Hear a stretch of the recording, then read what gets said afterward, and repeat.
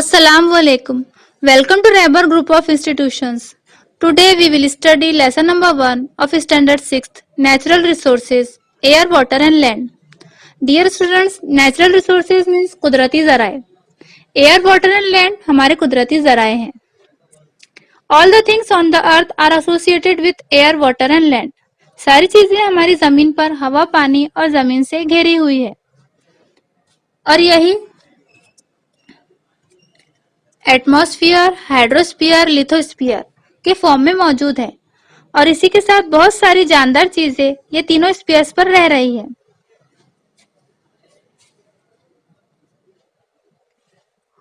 All the things that occupies these three spheres, lithosphere, hydrosphere, atmosphere, called as biosphere. ये तीनों spheres मिलकर बायोस्फीयर्स कहलाता है और कुदरत ने ही ये सारे जराए जमीन पर पैदा किए हैं जिन्हें हम नेचुरल रिसोर्सेस कहेंगे.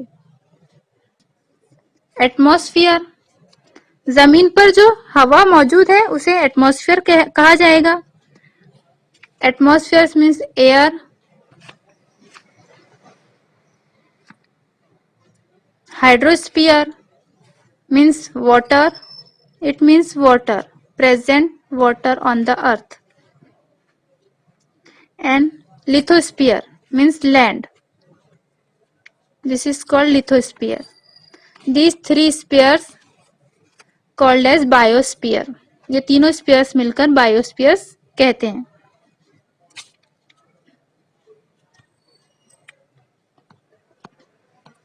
See figure number 1.2. Proportion of land and water. Land और वाटर का प्रोपोर्शन कितना परसेंट अर्थ पे ये प्रेजेंट है. Land 29% and water 71%. लैंड जो है वो 29% है और water 71%. We also look natural components in solid, liquid and gaseous form as resources. हम दूसरे नेचुरल कंपोनेंट्स भी देखते हैं सॉलिड, लिक्विड और गैसियस फॉर्म में. These are natural resources and these fulfilled our requirements. और ये हमारी जरूरत को पूरी करते हैं. Let us study in detail. अब ये हम सारी डिटेल में पढ़ेंगे आगे.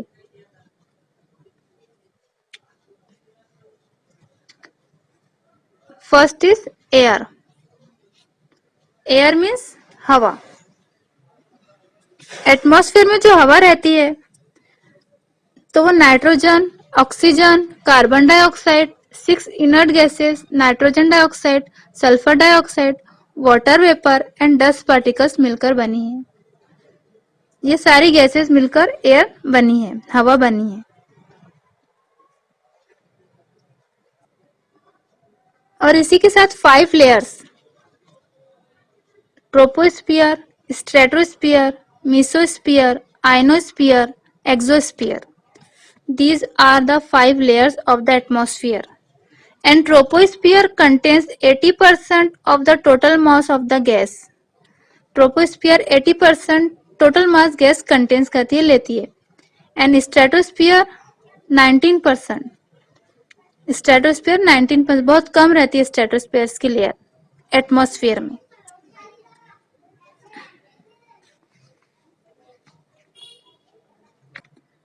और मीसोस्फीयर एंड आयनोस्फीयर बहुत कम होती जा रही है. और उसके बाद एक्सोस्फीयर जो है वो गैस, एक्सोस्फीयर पे गैस नहीं पाई जाती है, बिल्कुल नहीं रहती है एक्सोस्फीयर लेयर पे गैस. हवा बहुत सारी है, बहुत सारी गैसेस मिलकर बनी है और जमीनी माहौल का ये एक मेन अज्जा है. बहुत सारी air is a mixture of several gases. Air is a mixture of several gases, बहुत सारी गैसेस मिलकर बनी है. And air contains water vapour and dust particles. और आपको पता है कि एयर में water vapours and dust particles भी रहती है, नमी भी रहती है हवा में. और डस्ट पार्टिकल्स, बारीक बारीक जो जर्रात है, this also found in air. जमीनी सतह पर हवा का असर बहुत ज्यादा रहता है और जैसे जैसे हम ऊंचाई पर जाएंगे तो जमीनी सतह से हम ऊंचाई पर जाएंगे तो हवा कम होती जाएंगी. यानी हम जब सरफेस एरिया पे रहते हैं एयर तो वहां बहुत रहती है और जैसे जैसे हम हाई जाएंगे, ऊंचाई पर जाएंगे तो वहां पर एयर, ऑक्सीजन कम होते जाएंगे और हमको ऑक्सीजन की जरूरत पड़ेगी ऊपर जाने पर.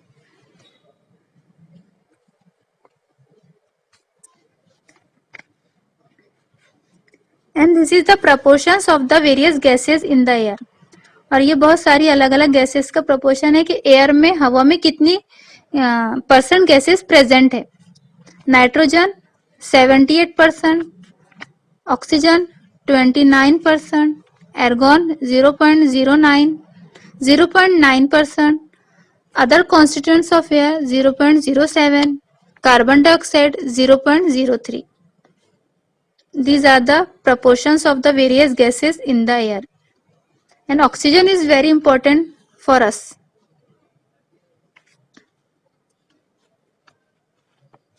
It is very important for us. Oxygen हमारे लिए बहुत important है. Some uses of gases in air. और एयर में दूसरी गैसेस का इस्तेमाल कैसा होता है। First is nitrogen. It is used in living things to build the necessary proteins and also used in airtight packaging of foodstuffs. ये लिविंग थिंग्स प्रोटीन्स के लिए यूज होता है ज्यादातर। लिविंग थिंग्स को जो प्रोटीन्स की जरूरत रहती है उसमें नाइट्रोजन, जो फूड स्टफ्स में नाइट्रोजन ज्यादा रहता है वो लिविंग थिंग्स के लिए बहुत फायदेमंद है। And it is also used in air tight packaging of food stuffs. जो रेडीमेड फूड स्टफ्स आते हैं उसमें जो पैकिंग जो फूड स्टफ्स रहते हैं वो एयर टाइट के लिए नाइट्रोजन गैस का यूज होता है। जो पैक होते हैं वो तो उसमें नाइट्रोजन गैस यूज होती है, अच्छी तरह से पैक होते हैं वो। Next is oxygen and it is very important for respiration. हम जो सांस लेते हैं दैट इज ऑक्सीजन। सांस लेने के लिए ऑक्सीजन गैस का यूज होता है। Carbon dioxide, plants use it. Carbon dioxide, plants जो है वो कार्बन डाइऑक्साइड यूज करते हैं प्रोड्यूसिंग देयर फूड। अपने गिजा बनाने के लिए कार्बन डाइऑक्साइड यूज करते हैं plants. And it is also use in fire extinguishers. और ये फायर के लिए, आग वगैरह के लिए, आग जलाने के लिए भी इस्तेमाल किया जाता है carbon dioxide. Argon use in electric bulbs. Electric bulb जो आते हैं उसमें एर्गॉन का यूज होता है। Helium used for obtaining low temperature and also for generating lift in airships. Lift वगैरह के लिए यूज होता है। लो टेम्परेचर करने के लिए हीलियम गैस का यूज होता है। Neon used in decorative lights and for street lightning. Street light वगैरह के लिए, डेकोरेटिव लाइट्स के लिए, जो डेकोरेशन में जो लाइट्स यूज होते हैं उसमें नियॉन गैस का यूज होता है। क्रिप्टॉन फ्लोरोसेंट ट्यूब्स वगैरह जो रहते हैं उसमें फ्लोरोसेंट ट्यूब्स में क्रिप्टॉन गैस का यूज होता है। जीनॉन फ्लैश फोटोग्राफी, जो फोटोग्राफी में जो फ्लैश यूज होता है that is called xenon gas. These are the uses of gas in air.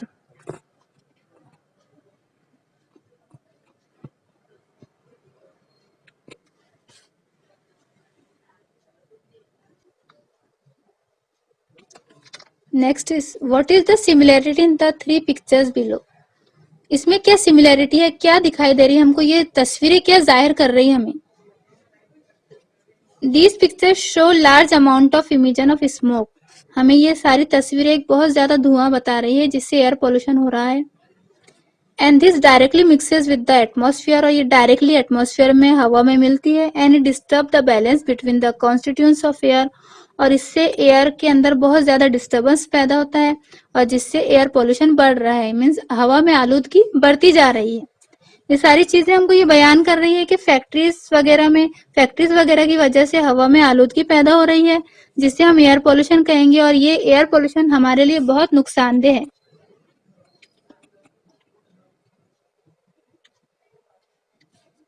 And harmful gases are given out through this industries, और ये इंडस्ट्री से हार्मफुल गैसेस, नुकसान पहुंचाने वाली जो गैसेस है वो निकलती है जिससे बहुत ज्यादा नुकसान हो रहा है। एयर पोल्यूशन बढ़ते जा रहा है दिन ब दिन।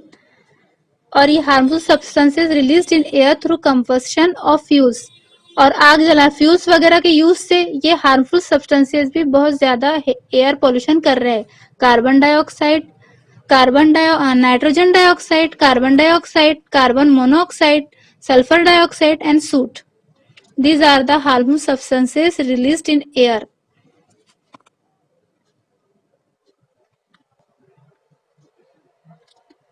Next is ozone layer, the protective shell. Stratosphere की सबसे छोटा हिस्सा जो है वो ओजोन, उसमें ओजोन गैस पाई जाती है और ओजोन गैस को डायरेक्टली इस्तेमाल नहीं की जाती है ओजोन गैस, जबकि हमारे लिए ओजोन गैस जमीन पर बहुत लिविंग थिंग्स के लिए बहुत ज्यादा फायदेमंद है, क्योंकि ये अल्ट्रावायलेट हार्मफुल जो अल्ट्रावायलेट रेज है इसको रोकती है, और इसके नतीजे से जो जिंदगी जो लाइफ है that is protected due to ozone gas. It controls the ultraviolet harmful ultraviolet raise.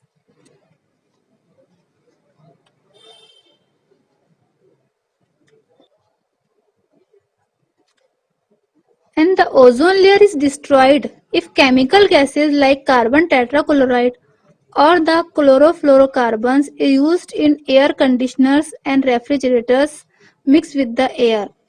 और ये ओजोन लेयर जो है वो डिस्ट्रॉयड हो सकती है अगर हमने कार्बन टेट्राक्लोराइड केमिकल गैस जो कार्बन टेट्राक्लोराइड और क्लोरोफ्लोरोकार्बन्स एसी और रेफ्रिजरेटर में अगर हमने ये ज्यादा यूज किया तो इससे हमको ये इफेक्ट होगा कि ओजोन लेयर इससे डिस्ट्रॉयड बर्बाद हो जाएंगी.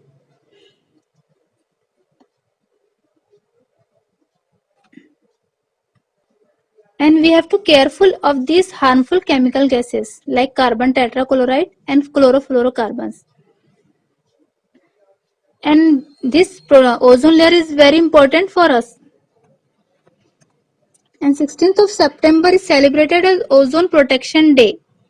16 सितंबर एक ओजोन प्रोटेक्शन डे के नाम से सेलिब्रेट किया जाता है पूरे वर्ल्ड में. Okay, this completes the point of air. In next period we will study about water and land. Thank you. Allah Hafiz.